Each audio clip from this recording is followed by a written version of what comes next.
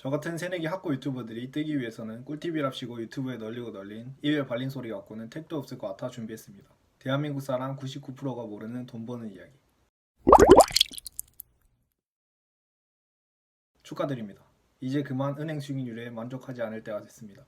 안전성과 수익률, 두 마리의 토끼를 다 잡은 투자처가 있다면 믿으실 건가요? 오늘날 코로나 시대처럼 경기가 안 좋을수록 호황인 시장이 있다면 믿으실 건가요?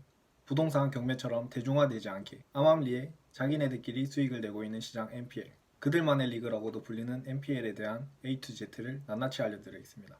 오늘의 목차는 이렇습니다. 자, 그럼 먼저 IMF 얘기를 해보겠습니다. IMF는 1997 IMF 얘기를 하면 전부 나가실 테니 NPL을 최대한 쉽게 설명해 드릴게요. NPL이란 Non-Performing, 은행이 사람들에게 대출해준 돈, 은행 대신 저희가 받는 겁니다. 어떻게? 은행 채권을 사서. 은행은 주로 대출을 통해 수익을 내는 기관이죠. 대출의 종류와 여러 가지 있겠지만 NPL은 그중 가장 흔한 부동산 담보 대출과 관련이 있습니다. 사람들이 집을 살 때 대출을 안 끼고 사는 경우는 거의 없죠. 거기서 대출 이자를 월마다 꼬박꼬박 낸다면 문제가 없지만 3개월 이상 연체될 때 문제가 생깁니다. 채권이 3개월 이상 연체되면 은행에서는 이걸 부실채권이라고 부르는데 이 부실채권을 NPL이라고 합니다. 은행은 BIS 비율이라고 해서 빌려준 돈의 17%에서 18%의 돈을 현금으로 가지고 있어야 되는 입장이에요. 따라서 부실채권, 즉 돈을 못 받는 채권이 많아지면 많아질수록 골치가 아파요, 은행 입장에서는. 물론 연체가 3개월 이상 지나면 그 집을 은행 입장에서 경매를 넣을 수 있지만 경매 시작해서 종료되고 돈 받기까지는 적게는 1년, 많게는 2, 3년 그 이상까지 걸리기 때문에 은행 입장에서는 골치가 아파요. 그래서 요 은행은 이 부실채권을 현금으로 받기 위해 헐값에 팝니다. 어디에? 자산 유동화 회사에. 말이 어려운데 그냥 NPL로 돈 버는 법인이에요. 이 자산 유동화 회사는 은행에서 대량으로 헐값에 사온 NPL을 가지고 여러 가지 방법으로 수익을 내요. 개인에게 NPL을 바로 팔기도 하고, 직접 경매에 입찰해서 낙찰받고 시세만큼 팔기도 하고, 낙찰받고 오랫동안 가치를 키우면서 훨씬 비싼 가격에 팔기도 하고. 근데 NPL의 가장 큰 장점은 이미 은행으로부터 싸게 사온다는 거예요. 그래서 얼마나 싸게 사냐? 물건마다 다르긴 한데 통상적으로 70%에서 80%의 가격만 주고 사요. 예컨대 5억짜리 채권이면 3억 5천에서 4억, 10억짜리 채권이면 7억에서 8억에. 거기다 은행은 부실 채권을 꼴랑 1개, 2개 이런 거 안 해요. 유동화 회사에게 골칫덩어리 NPL을 한 풀로 300억, 400억어치씩 팔아요. 일단 사는 순간 큰 돈을 번 거예요.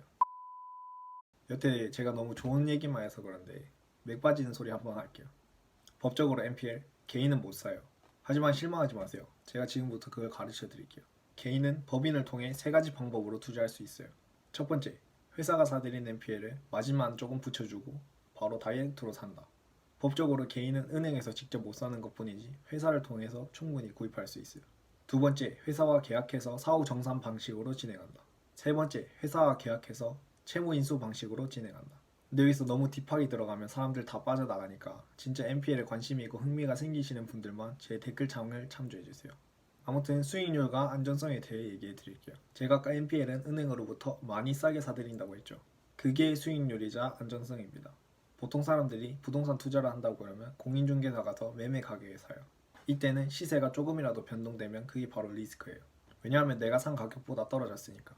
반면 조금 더 공부한 사람들은 부동산 경매를 통해 시세보다 조금 더 싸게 삽니다. 하지만 경매를 진행하면서 각종 변수가 있고 이것 역시 시세 변동이 리스크가 됩니다. 근데 NPL은 부동산 경매보다 마진폭이 훨씬 커서 리스크라면 벌 거 덜 버는 게 리스크예요. 물론 절대적인 건 아니고 은행 포함해서 100% 안전한 투자는 이 세상 어디에도 없어요. 하지만 그만큼 마진폭은 크고 NPL 아는 사람 적다는 것.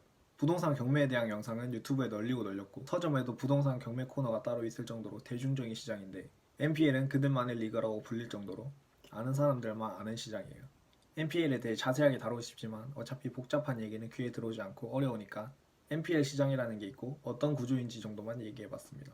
어차피 돈 버는 거에 관심이 없고 어려워서 끄신 분들은 지금 제가 하는 말 못 들으니까 됐고, NPL이 정말 궁금하고 관심 있으신 분들은 제가 집필한 전자책에 NPL 시장에 대해 이래도 되나 싶을 정도로 100% 까발려놨으니까 관심 있으시면 댓글창 참고하시면 됩니다. 경기가 어려워질수록 부실채권은 늘어나게 되고 은행과 유동화 회사는 활성화돼서 지금의 코로나 시대처럼 다들 힘들 때 위기를 기회로 보는 분들은 지금도 치고 나가고 있습니다. 경기가 어렵던 경기가 좋던 아는 만큼 보이니까 핑계대고 남 쉬게 하며 투덜대지만 말고 본인에게 투자하면서 앞으로의 삶을 더 가치 있게 살길 바래요. 어차피 멍청한 사람들 이미 다 껐고 자기한테 투자할 줄 아는 지능이 높은 분들만 남았으니까 길게 얘기하진 않을게요. 오늘 영상 여기까지입니다. 앞으로도 여러분들께 가치를 줄 수 있는 유익한 영상으로 찾아뵐게요.